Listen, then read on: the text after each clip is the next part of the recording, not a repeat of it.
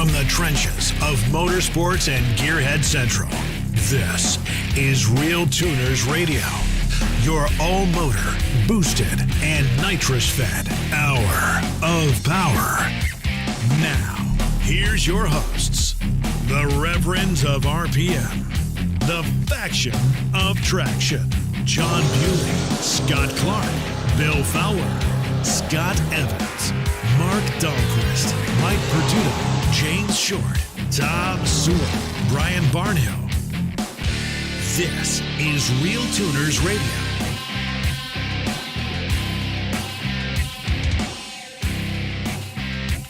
What's going on, everybody? Back at you after another week. Just got back from a class at Daniel Raff's shop, Pro Tree Racing in Royce City, Texas, and it was a good time. We did something new. We're going to talk about that. We did a live stream and recorded the whole class, and we left it up and put it up in a Facebook group. So those of you that can't attend the live class can at least go and participate in the class on a live stream at a discounted rate, which is kind of cool. So we had fun with that. All the guys were there helping us moderate. Just in general, a good time. That was a cool weekend despite the whole COVID-19 thing. Thanks to those of you guys who braved the show with us and kind of toughed it out, because it was kind of an ugly thing in Texas especially. I was kind of surprised at how sketchy things were down there in the Dallas-Fort Worth area. Anyhow, without further ado, let's go ahead and bring the dudes in. Dudes, can you hear us? Dudes. Dude. Oh, God. Dude. Clearly the toothpaste didn't work on your camera, Mike. No, I didn't. I can't make it go away either. New camera on the way. Is that what I heard? Already ordered, sir. Sweet. I mean, not like it's the most horrible thing. It's just funny because your head's just in this giant smudge all the time. It almost looks like you meant to. Well, I mean, no one's to see me anyways. Right? So, what's new? Anything, anybody go racing this last weekend or anything? Anybody? I actually did not. I've been pushing everyone off because I'm going on vacation in 2 days, and I've kind of been working on getting my own stuff ready to take some time off, so. Was there any races to go to? I guess is the big question. Yeah, we got testing down here because we got the Magic 8, which is like the mini Sweet 16 duck race. It starts on Friday this week. Right. So, like, I was driving home from work and Bahrain won, Stevie Jackson's pulling in town. I mean, all the big names will be here starting pretty much tonight. So I'll probably go out and watch that Friday night. But as far as personal racing, we ain't done nothing. Titans at 10-5 race number 2 was in Eddyville, Iowa this last weekend. Oh, dude, how did that end up going? That was a difficult track, wasn't it? I heard that from everybody, not just you guys. The track was terrible. Man, we might as well have been on naked pavement out on the street. I think probably would have had a better we probably would have had better chances of going down the track. It was I was wishing for ORP track prep.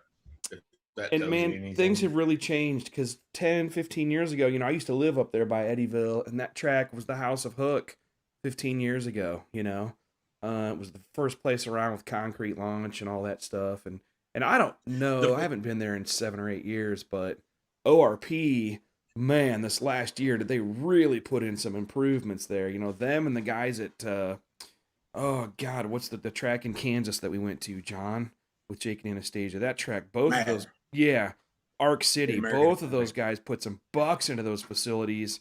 And man, did it make a difference. Everybody started getting new personal bests and everything else. But so you guys, go ahead. I will say from a facility standpoint, Eddyville is a beautiful track. It is a beautiful facility, but their track prep and the crew just doing the surface, they could use some improvement just on the crew doing the surface. That place has got some old growth trees up around the grandstands. They've got huge pit parking, huge deep parking spaces for the RV. They've got shore power that's free for you to plug your RV and stuff into, so you don't even have to run your generators and stuff. They've got 30 amp service for your race car trailers, 3 rows out from the grandstands for guys in the pits. You know, the pits are laid out real nice. You know, grass pits with black top pit lanes, driveways through the pits. Yep, that's No the gravel. Eddie I remember. No Yep. gravel for anybody to be on. It's a wonderful ground. The grounds are wonderful, but trying to get a big power, small tire car down that track, it was just whew. Who ended up winning that event? Jason Brown, the silver blower Camaro, the guy that won the first race. He won the second race too. Gotcha. Dang it. That guy's flying. Yeah, unfortunately, that's who we drew first round. And Jake would have beat him. Yep. But Jake went 14 red on him.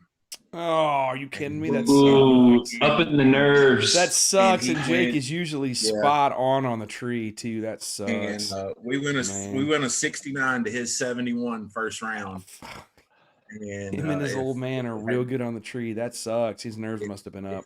That sucks. If he hadn't red lit, we would have done really well that weekend. We had the track. I think we had the track figured out. And, you know, I think we actually made progress. I mean, we actually got the car to go down the track during a test hit. We usually don't get a full hit out of the car till first round of eliminations, you know. But we got. Did I hear you say you were racing a blower car first round? Yeah. Oh, see, it was all the manliness over in the other lane that got him all up in his field. He wasn't. No, it was probably me aggravating him about losing race one on a hole shot.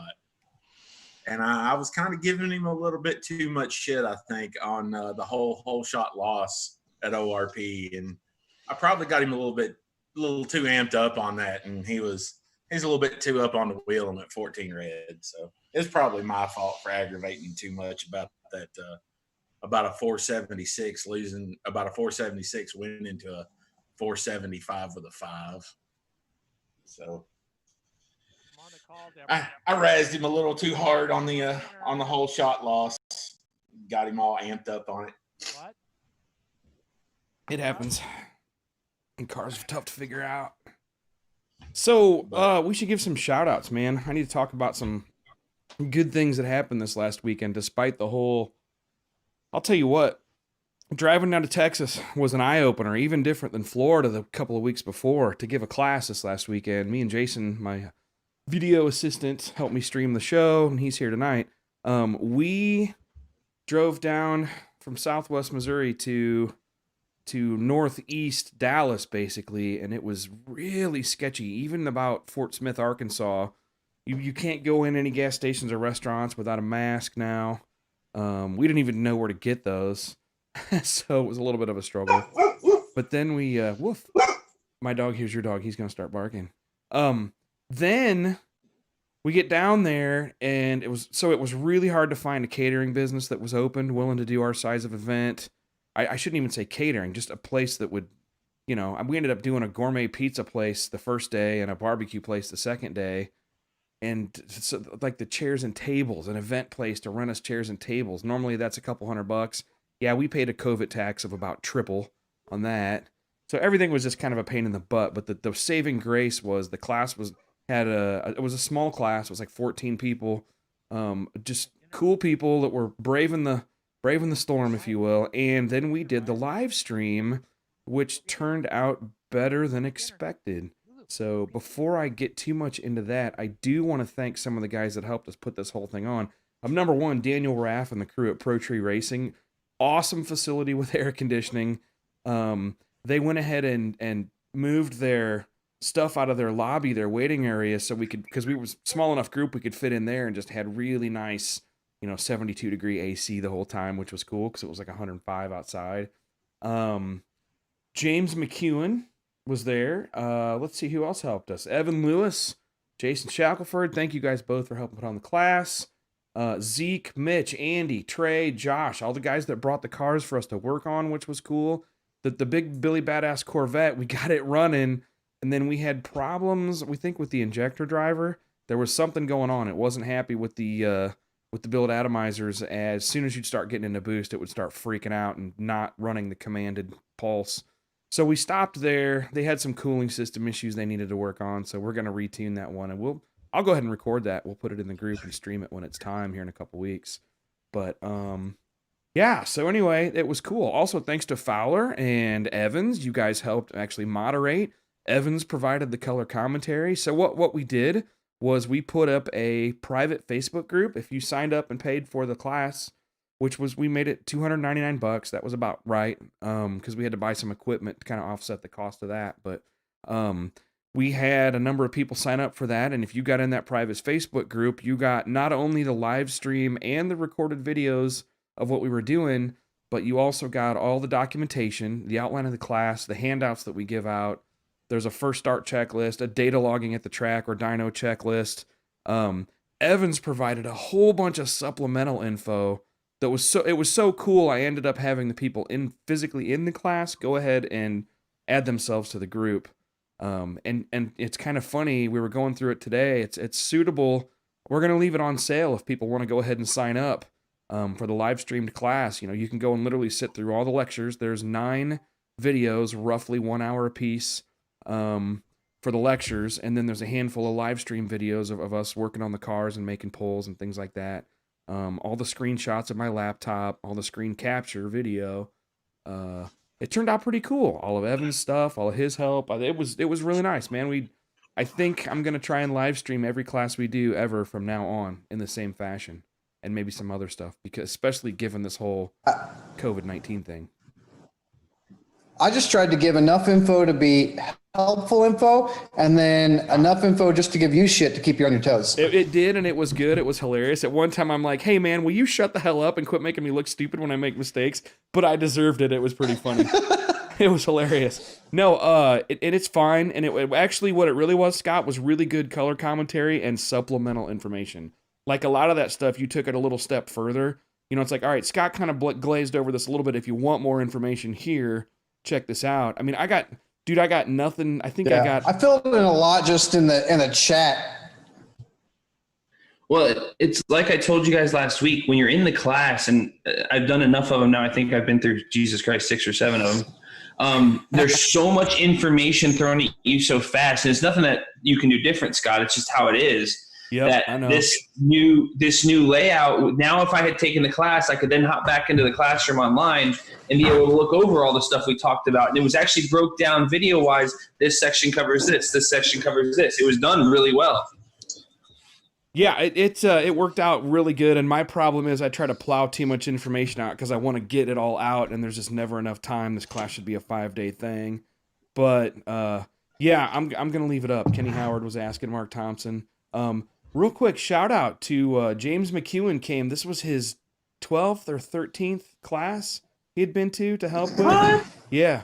Ain't nobody been to more classes than James McEwen. And then I think Evan's probably next, or Evan Lewis. And then probably, I don't know. Then it starts being like guys like Perduto and the guys at Blake's class. There's about 15 guys that have been to like 4 or 5 classes. But yeah, so anyway, just a huge shout out to James McEwen. He's the attendee number 1.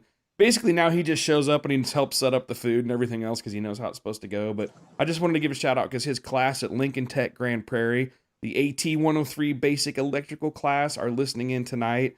And maybe we'll even do something educational for those guys. But listen to James because he is good. I'll call him a BMF because we had problems with the TPS on the throttle position sensor on this Corvette. It had a Wilson throttle body with the old school Ford TPS, and it was funny. And before they go get apart, James is like, just a word of caution.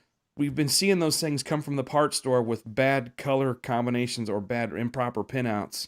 And sure enough, these guys come back from a Napa parts store, and the thing still doesn't work right, even though it's brand new. We go through, test there's a method I show you for testing how to take a TPS sensor that you don't know the pinouts for and figure out which wires of the 3 wires go where.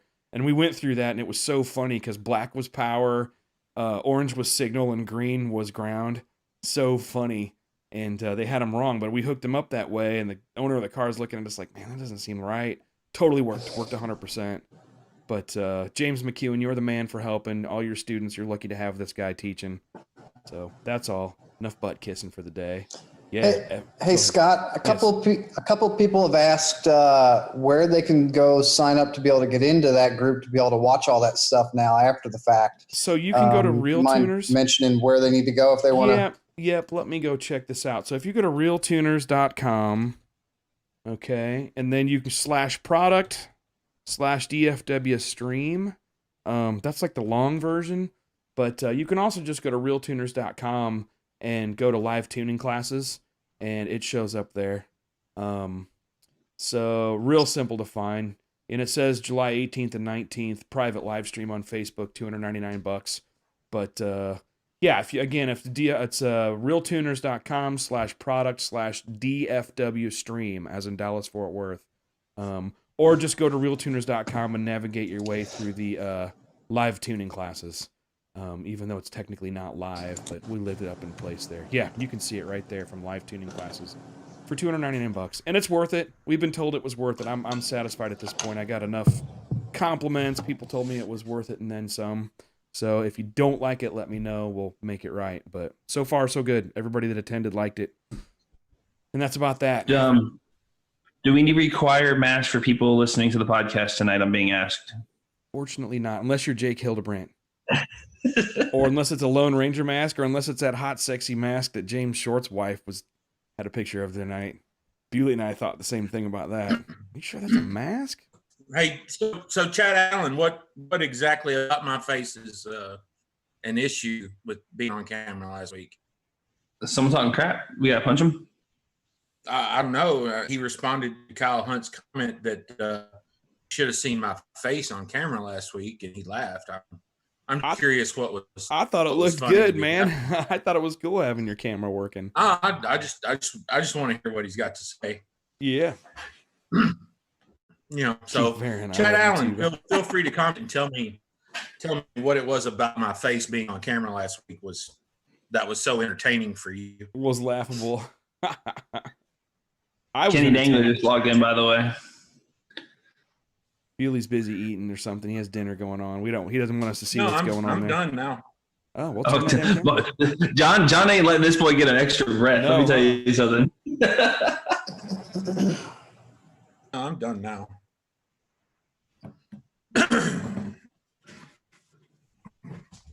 Dog's being hilarious. So, what else, guys? What else is there to chat about? Anybody got any fun questions? Is our live stream working on YouTube tonight? I'm looking at both. Both are working. Nice.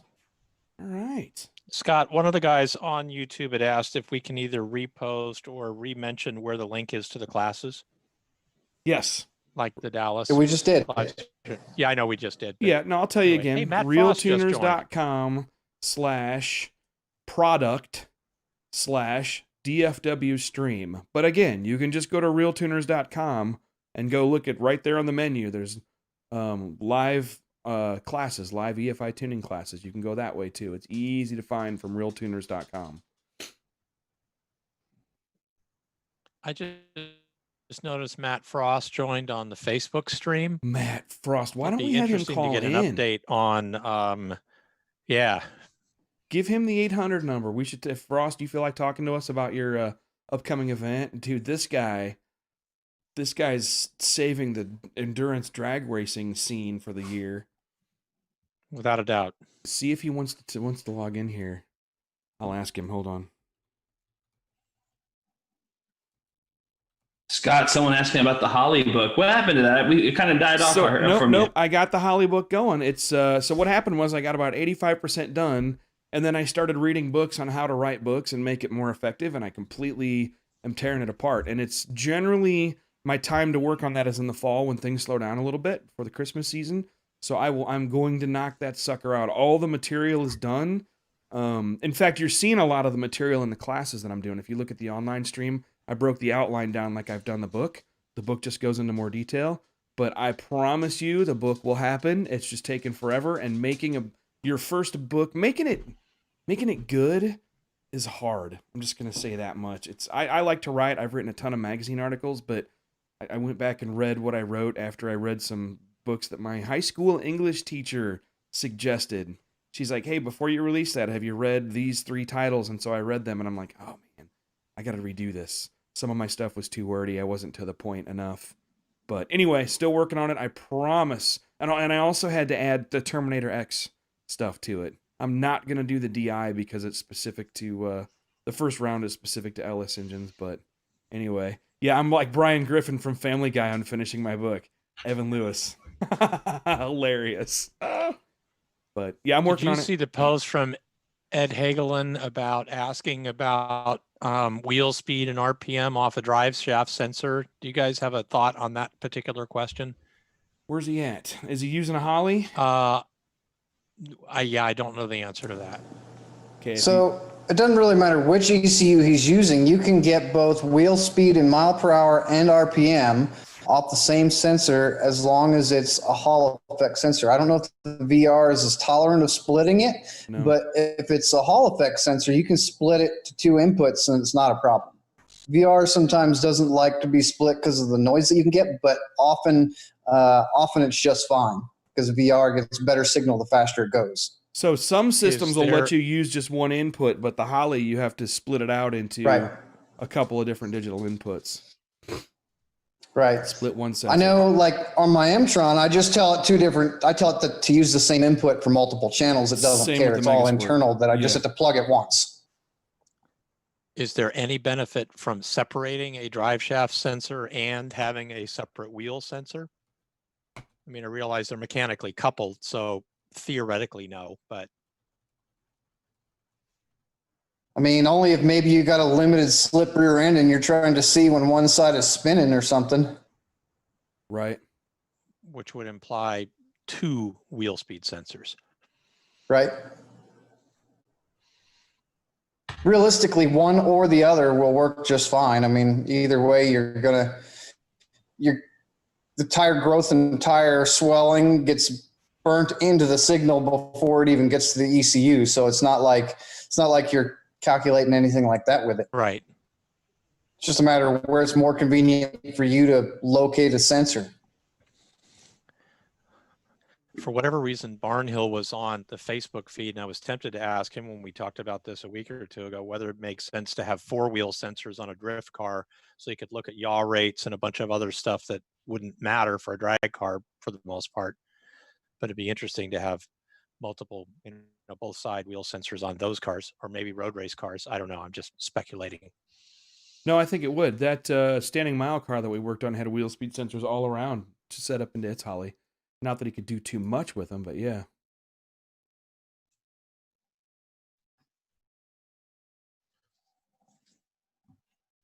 Frank. So Scott, I had a question from being more of an observer of the class than a participant or even a color commentator. I was more just an aggravating guy in the background. One thing that seemed to jump up a lot is, and we've covered this before, but I think it's worth mentioning in a class context or any dyno context, which is, do we have that list of what you need to have ready and be prepared to do before you get to the dyno?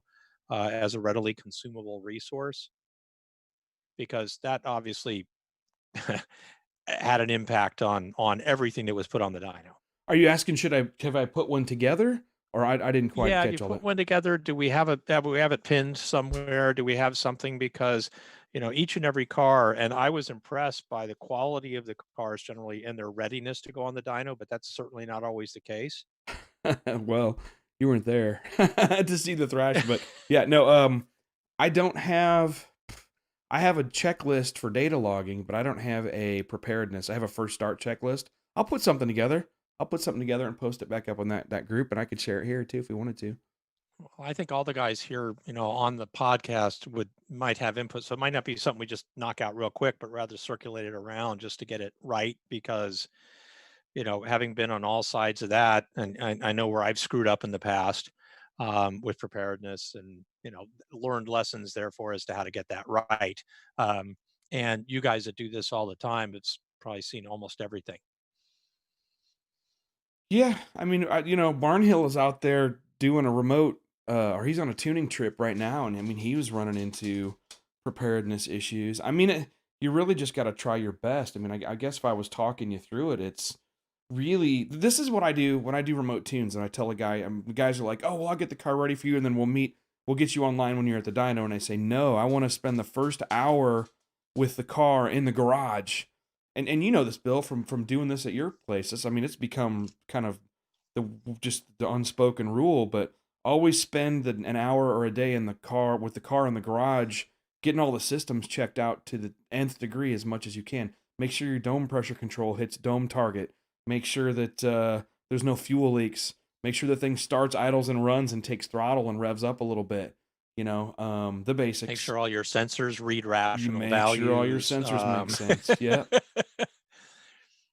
Yep. Not all ECUs do this, but I find doing the spark test and the injector test to be a valuable thing. Just all that stuff, because it's way easier than doing it in a random parking lot somewhere at Rocky Mountain Race Week, for example. Right. No, we've done it in the random parking lot. Okay, I was answering a question. Brian Rodriguez from Lincoln Tech. Can you use Holly on a Grand National with a 4L80 trans? Yes, you can. Yep. Yeah, make sure it doesn't overheat. Jay Blanchard, correct. Very good. Yeah, that's the basics. Make sure that thing is as ready as it can be. Go over every nut and bolt, tighten everything up as much as you can. It's just like a trip to the racetrack, right? So just make sure that everything that you can look at and get a hand on is tight and ready and ready to go. I'll make a list, Bill. That's a good idea. I really need to add that. I have kind of a big one that some people totally forget about. Bring extra fuel. Bring extra spark plugs, right? Always need those things, no matter what. You always want to have extras. See, I forgot that. That's a big deal right there. Good call. Another one. If you're going to tune for two different fuels, have some way of draining your fuel tank while your car is strapped to the dyno, please. Right. Okay, Harambe. Just keep your head in front of his dong so we don't get sued. Bewley's back. You look good, man. You look healthy, Bewley. That's good. You did some traveling and you're coming back to spring. Am I allowed to say that? I'm doing another trip this weekend? Well, it's Hudson's birthday weekend. Yeah, okay, good. Just making sure. Very good. So he's road tripping again. Sorry, my internet connection kind of faltered there for a second. No worries. Hey, Scott, Brian Lum's comment reminds me one of the simplest things is making sure your computer, your laptop reliably connects to your ECU and that you're able to data log in a form that's useful for your tuner, especially if they're remote, because otherwise you'll be trying to fix that, which goes back to your idea of doing some stuff ahead of time to make sure all that little crap works. Brian had a real challenge. He had, before race week, he had trying to get his ECU connected to his laptop. He had a bad harness. A bad harness? He had a bad harness he was plugged into. His problem was not his computer, not his USB adapter, which it is 99% of the time. His problem was I think it was a bad Deutsch connector harness for the USB serial plug that went into his ECU harness. It happens. Yeah. Richard Mayhew, easy on the spark we had plugs, that. We had that Mustang that had a weak alternator, right? So knowing that your alternator's charging properly is a big thing. Yep. It had a wimpy made alternator. it through the dyno, but it was definitely low voltage. And making sure you have your power cable for your laptop too, because there are guys who bring their tuning laptop and totally forget the power supply for it. Yeah, it happens. That's hilarious. Forget the power supply for the laptop. We've done that too. Man. Yep. What's up, Larry Norman? Good to see you here. Always bring a charger, a trickle charger of some sort, so you have it. Yep, for sure. Jason Robertson, thanks, buddy, for attending the live stream class, and thank you for the compliment. If that was that worked out, that was good. Oh, Kyle Hunt pointed something out. Dude, you could do a math channel and a data logger with just a single input and convert from mile per hour back to drive shaft RPM using tire diameter and tire diameter and gear ratio. He's right. You could do that. Sorry, I just thought I'd throw that out there at random. If you got a methanol fan, maybe bring a respirator with you. Right. Yes. That low voltage What's issue the was me. what is our recommendation for putting people in the bed of a pickup truck on the dyno? Don't do it. Just asking for a bad thing to happen. All it takes is a tire blowout, and suddenly you are the person in the back of the pickup being thrown everywhere, and that could result in serious harm or death. Take a look at the YouTube. There's a couple of questions on there. Brennan Ramsey, I have an 85 Ford with a 5-liter out of an Expedition, and it has a Holley carb, and I want to switch to a Holley Sniper system. What fuel pump would you all recommend I switch to? Sniper wants a 43 PSI high-pressure system, right? So... Yeah. So whatever Just supports that. Put a Walbro 255 in it or something basic. Don't kill yourself with it. Yeah. Just a Walbro style pump. Yeah, put something you can buy at a parts store. Yes. Yeah. Here we go. Alternator week. Sebastian We have a new Duarte. saying now. Sorry. Can you run a Holley ECU on a Japanese platform, something like a 2J, even a 1UZ from a LS400? Yes, you can. Some of them, if you look at the VVTi motors for the 2JZs have a usable crank trigger. The whole question is can you get it to read the crank and cam sensors? And I've done a handful of VVTi 2Js on them already. If in the case of the 1UZ, if it doesn't have a usable trigger wheel, you can fit one to the motor. It's really not that hard to have a machinist or a guy cut one out for you. Most of my guys have spent between $200 and $300 having a custom crank trigger, bracket, and sensor made if they needed it. So not hard. And Sebastian, if you want, hit me up, scott@realtuners.com. I'll help you figure it out. Just send an email. What else do we have? Let's see. The data log checklist. Joseph Craven, you should be added to... Oh, were you added to the group? I'm not He was sure. from the Palm Bay class. Yeah, from the Palm Bay class. That was in the handouts for the Palm Bay class, but message me, scott@realtuners.com. Send an email. I'll make sure you get another copy of that for sure. Peace cake. He's the one they call Big Tuna. Yes, I remember now. Another local boy out of Ocala. Very good. What else we got? Where's the question? Comment there. Go ahead. No, I'm just reading them. So where are the questions at? Someone give us some questions. If you are putting people in the bed on the dyno, you got a bad strap, man. Change my mind. I won't change your mind. I'll probably agree with you on that. Big tuna. Is there a market for LS-style crank triggers for the 2JZ, referring to the above question? Yeah. Yeah, maybe you talk to Jerry and he hooks you up. Jerry makes that kind of stuff, doesn't he? Yeah, there would be a big market for that. I wouldn't do a 24X, though, Jerry. I'd do a 58X is what I would do. What else we got? I'm getting messages like crazy. Or a 36.1, depending on how high an RPM they're spinning. Yeah, and then if Holly's happy with it or not. I mean, if it's a good thick wheel, the 58X is fine, but if it's can't fit a real thick wheel, 36.1 is good. Chris Leak. I already got word of what you're doing, Chris Leak. Will your C10 go faster on methanol? Yeah, it's not the methanol that's going to make it faster. It's that bigger turbo. No, Matt Campy, I can't tune your snake eaters. Stephen Laughlin asked how many classes does a 299 get you? 1, 20? You can expound on that one. So that one class, it basically gets you attendance to that entire recorded weekend. So we videoed the whole weekend and we broke it up into 1 hour to 90-minute long videos. So they're by topic, and then I did an outline. So you get the outline document, you get the videos that match up, you get the videos, that's me lecturing, which you can stop and rewind. Then you get the documentation and all the files. I included a ton of files, including the Holley and Megasquirt files of the tunes and data logs of the cars we did in the class, plus a bunch of other examples, everything from small block Chevys to 481X, Proline 481Xs. So I put a bunch of sample files in there, and then if you read the comments on the videos, tons and tons of supplemental information by Evans and the other guys. So worth checking out. If you don't like it, let me know. We can undo it and make it right. And I added some other documents and diagrams as well. Yep.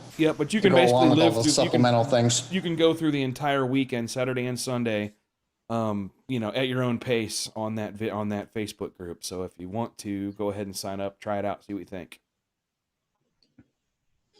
Any inside track info on the possibility of Holley doing 6L, 8L trans control? They seem to be tight-lipped about it. I wouldn't count on it. You can do it right now if you want to. Is it Computech? I found CompuShift. Yeah, there's a standalone 6L controller out there right now. I believe it's CompuShift, and I believe PCS is working on one as well if it's not already done. You can put a 6L in your standalone. It would have a separate standalone for the transmission from the Holley, but you can put a standalone 6L in your car right now.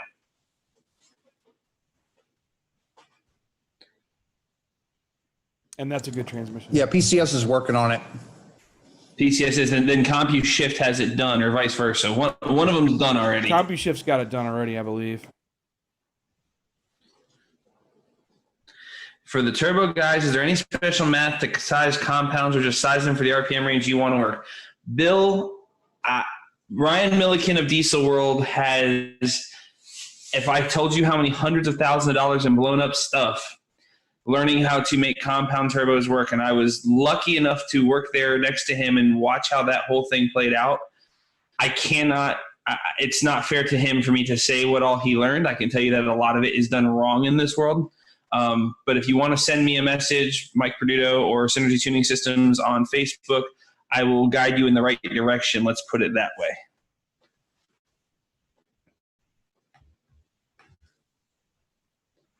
What else we got? Here's a great one for you, Scott Clark. You'll have the direct answer for this. Talking about crank triggers, I have an FT500. Should I swap from the 24 by to a 36-1 or something else, or is the 24 by good enough?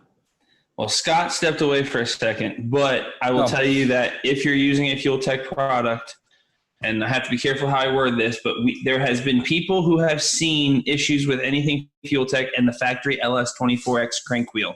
So I would recommend you run the 36-1 or another separate wheel for a Fuel Tech on a 24X LS motor.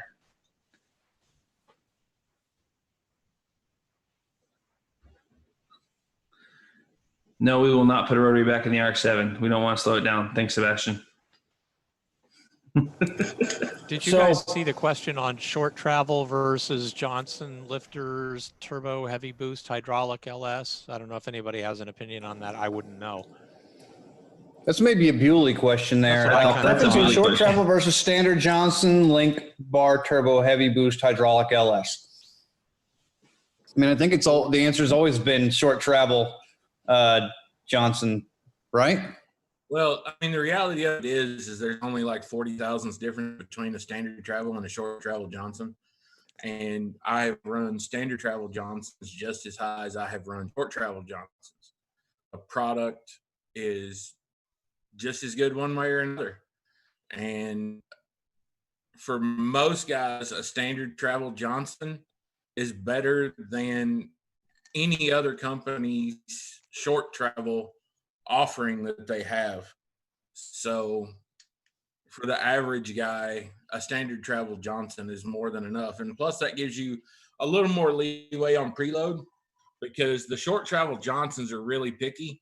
They have a really narrow preload window, and you have to spend some money on some other parts to ensure to even up everything and make getting your preload right on all 16 holes, and you have to measure preload for all 16 holes. So, if you put short travel Johnsons in a motor, that means the $100 billet rocker rails are pretty much required, and you might have to play with either milling some off of them or spacing them, shimming them just a little bit to get your preload right, because you've only got a 10,000th window to get preload on the short travels correct. So, and the standard travels have a 20,000th window. Jesse Coburn says he's had issues with the 36-1 wheel on the FT600. Jesse, I'm going to let Scott get back and let him touch base on that so we can kind of clarify which wheel you should be running with the Fuel Tech product. Hildebrand, just send John a PM and give him your combo and let him tell you what lifters to put in it. He's asking if he should pull his LS7 lifters out of his car and put Johnson's in, but he's not giving any other information. And I know John's going to have a million questions as to what's going on before he gives you your recommendation. Hildebrand, you're so damn cheap. You'd have a heart attack if I quoted you the price on Johnson's. So, Or that. There you go, Jake. you know, I mean, if I just tell you what a set of Johnson's cost, you're gonna stroke out on me. So You mean they're not $99? you know, you'll come back with the lifters cost more than the whole motor that's in the truck, and I don't know. I mean, Johnson's are my favorite lifter. If we're running a combination 7,500 to 8,500 RPM, I want Johnson lifters in the motor. You know, I want link bars in the motor. I hate lifter trays for anything that turns any kind of RPM. So many people have had issues with the lifter tray failing and wearing and allowing the lifter to turn and screwing up camshafts. I think lifters should have a metal bar holding them in line.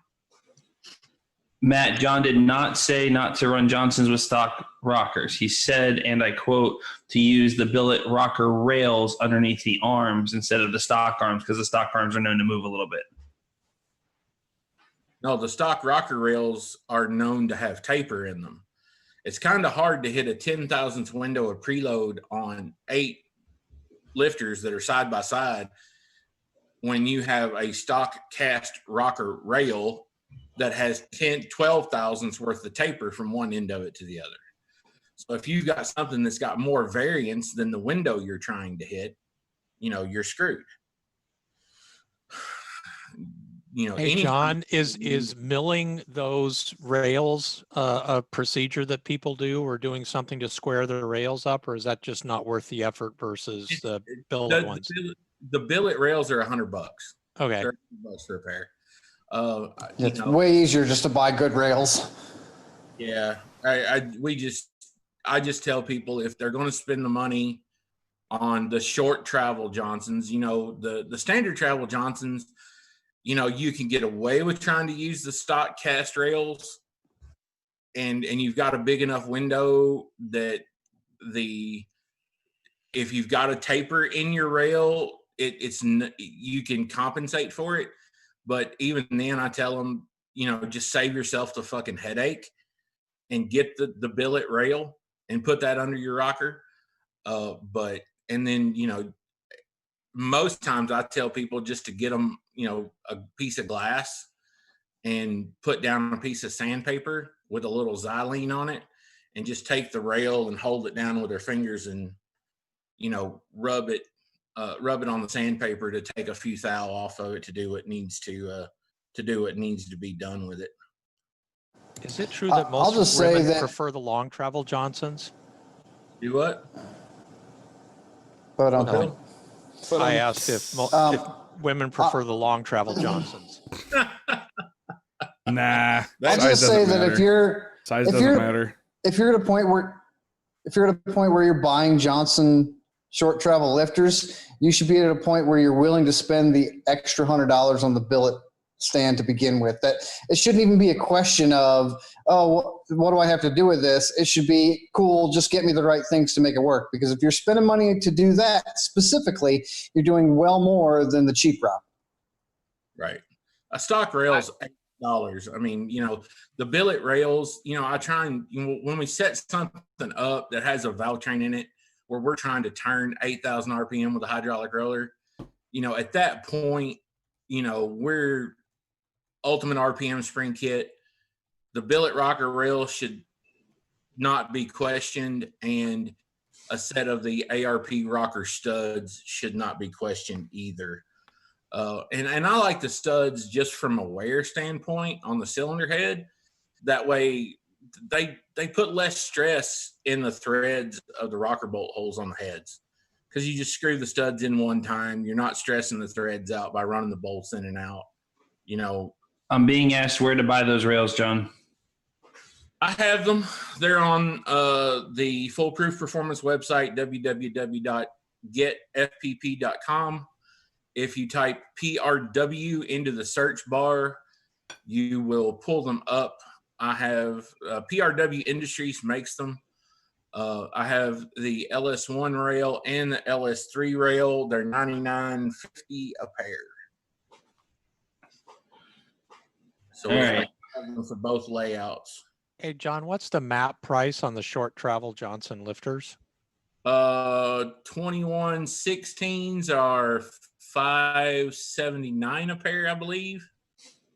And the 2126s are $770 at the current point in time. Lee's question. I have been reading a lot on methanol turbo tuning, looked at a few data logs, watched some videos. I have read about issues of pre-ignition. Is it really just keep richening the mixture on boost until you simply can't ignite it? I've seen 600 to 650 lambda a lot, or is there always a target like you would expect on ethanol/gasoline? I always have a target, but that's just me. Just from what I have a watched other guys target. doing. I don't speak lambda though, so I'm going to tell you. And John's kind of beat me up on the dry block versus wet block change, but we go down track 4.1, 4.2, 4.3 at times. Yeah. On a wet block At 40 or 50 pounds of boost. Yeah. Yeah, wet block 4.041, dry block down into the threes. And I've got And a that's lot of really guys just for locally. cooling in the threes. There's two. I got a lot of guys that tell me they hurt parts at 4.1, 4.0, even on wet blocks. So a lot of the import guys, they run 3.5, 3.6, 3.7. If you're running big boosts with super high IATs, that's super lean for a lot of those guys. So, most guys I talk to are usually in the 3.5 to 3.8 range if they're on big boosts. And there's two very different schools of thought on methanol. I've had guys that have told me fuel it till it won't run no more, and then start pouring timing in it till it hauls ass. And you got guys that tune more like I would a gas car, where it's kind of find a target air fuel you like and time it appropriately. And it's weird hearing the two different ones because it sounds like the old nitrous fights back in the day. But Scott Clark's probably got a lot more data on that one than I do. Where I learned to do the methanol stuff was hanging out with the Proline guys who'd broken a lot of shit in the process. So I'll confess I didn't really develop or arrive at my own numbers, but I mean, it's pretty basic. They'll run them. I've seen them run as rich as 3.7 on unlimited trim when they were running 70 plus pounds of boost. And on Larson's truck, when we were running, 35 and 40 pounds of boost, we were in the, right at 4.1 or 4.2. I kind of learned on some of Bewley's LS combos that were, liquid cooled, that you don't need, that had a real cooling system, call it whatever you will. But the cars have a cooling system. You don't need to flood them with fuel nearly so much. And I especially like that you can start the engines and idle them at stoic to warm up, just like a gasoline or ethanol motor. And you don't have to fill the crankcase full of fuel. If you have a cooling system in the car, there is no need to be filling the crankcase full of methanol. But anyway. No. And that's one of the things that, we sorted out with a couple of cars is if you're idling, if an LS motor on methanol, if you're idling it any richer than 6.2, 6.3, you're wasting fuel. Even with a big honking cam in it, it doesn't need to be any richer than that. And you can warm them up to the point where you don't need an oil heater. They'll warm up quick when you've got them 6.3, 6.4. They warm up real quick. I'm not brave enough to run 40 pounds in the 4.0s. I'm still dipping down in the high threes. We did it by accident and it was okay, but it nipped a plug. It was eating the cat off the plugs a little more aggressively than you would have liked. Yeah, I'm still not that brave. I'm still not that brave. Ethanol stuff comes down to your IATs. If you're running big, oversized turbos, you can get away with running a little bit leaner. But if you're a lot of it's got to do with it. You got that gate completely shut, and you're getting everything out of that turbo at 55 pounds of boost. Your IATs are sky high, and you're using a ton of that fuel to kill a bunch of that heat in the chambers. Yeah, I mean you've got to take into have to take into consideration the temperature of the air that you're feeding it to. And that's a big thing. If you've got cold air, you don't have to feed it a bunch of extra fuel. But if you're not intercooled and your air's hot, then I'll have a couple of extra tenths on it. The tune-ups that I've got in a couple of cars right now that are in the 40s. You know, they're stupid safe. I mean, we're talking bracket race safe, never touch them. And, you know, they're down 3.7, 3.8 right now. I mean, I'm eventually going to get to the point where, you know, I'm going to have them leaned out a little bit, trying to find more power, find a little bit more mile an hour out of them. But I don't anticipate that they'll be leaned out any further than 3.8, 3.9 at 40 to 50 pounds. Tom, I got someone asking if you can turn your audio up a little bit. Yes, sir. And Jake, no, I don't use 2110s normally because 2110s doesn't solve the problem of getting rid of the trays. That's the whole point of running the Johnson lifters is to get a steel tie bar in there to locate and hold the lifter in place. So I'll run a 2110 if somebody just has to have a tray in the motor. But the reality of it is you can go to by the time you buy 2110s for $470 or $450, and you buy a set of $26 trays, we're at $475. A set of 2116 link bars is only another $100 bill.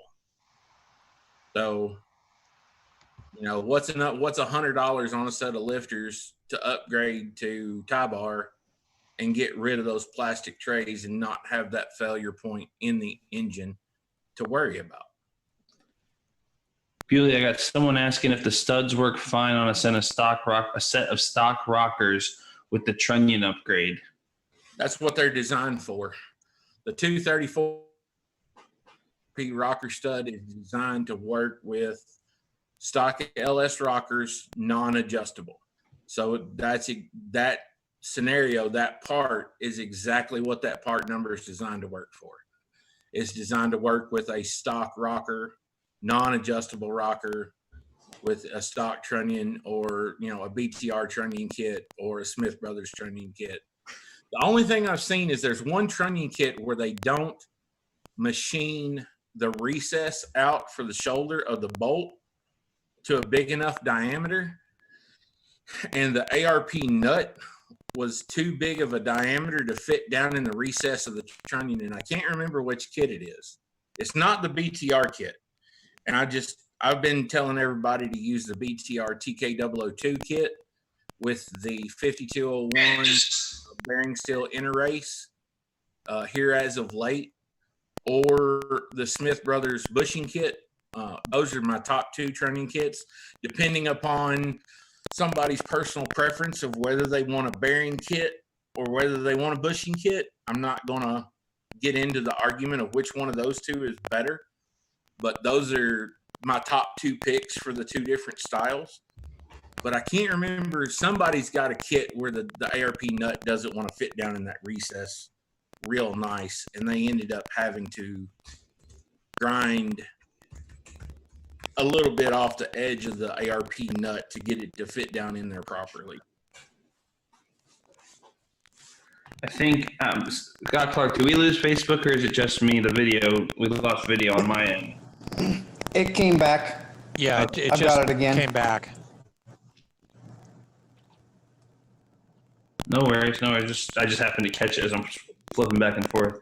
Yeah, it froze for a bit. It's not letting me reset the audio. We're getting some scratchiness here. Apologies, guys. And it won't let me reset it. What the fuck? Come on, piece of shit. Sorry. Can you hear me, guys?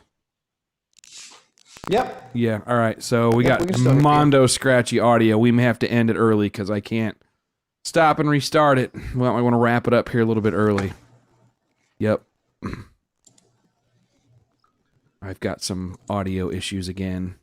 Normally I click a reset button and it goes away, but reset button's not working tonight, not doing anything.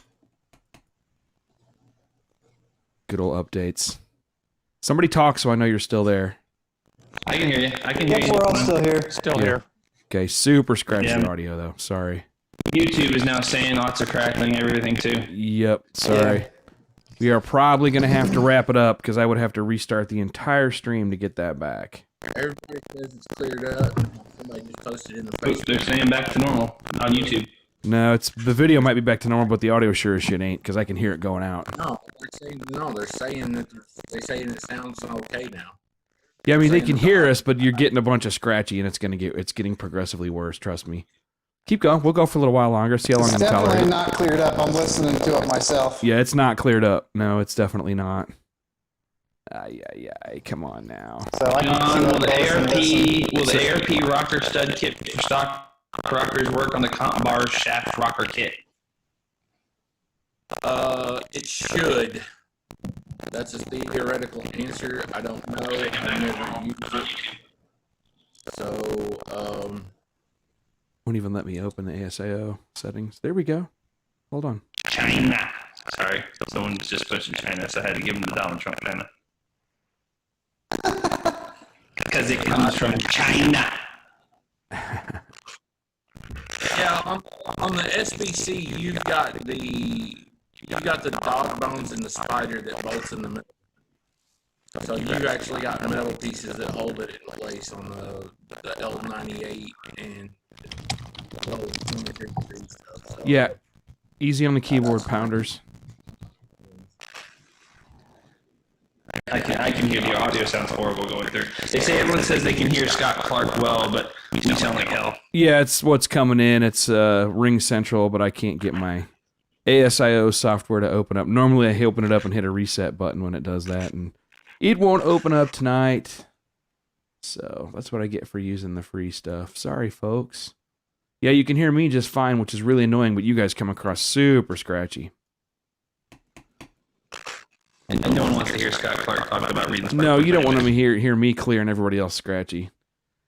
Dude, I think we're going to wind it up. It's been an hour. Let's call it early tonight. Apologies, everyone, for technical difficulties once again. Boy, I'm glad we didn't have these problems during the live stream.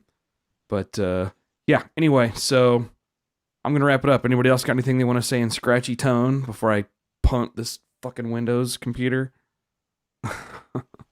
Actually, for a full-time broadcast. No, we didn't use this system we used something different for the broadcast at the live stream. Okay, all right, guys. This is also brought to you by Barrel Bourbon. Now, at this point, just don't talk because it's so bad we can't even hear what you guys are saying. I wonder if I could stop and restart my Ring Central entry. Hang on just a second. Stay with me a second. I'll be right back. Let's try this real quick. Just leave meeting, then try it again. Everybody still with me? See if we get rid of RoboCop voice. Try that. Nope, still scratchier than hell. All right. Yeah, sorry. We tried. Sorry, guys. All right. Well, I'm going to wrap it up. Everybody else, have a good week, and hopefully next week we can go a little bit longer. If you want to check out the class, got a lot of people asking. If you're confused, and if you didn't see the 17 times I posted the address for the class, it's at realtuners.com/product/DFW stream, Dallas Fort Worth. Or you can just go to realtuners.com on the website. Really easy to find looking at the menu options. Otherwise, you can hit me up at email me, scott@realtuners.com, and I'll provide you an actual link if you need to get to that. Worth checking out. We thought the classes were enjoyable and a good thing. So if you want to check it out, definitely do it. And then otherwise, we'll send you guys off. Everyone else, have a good night. Take care.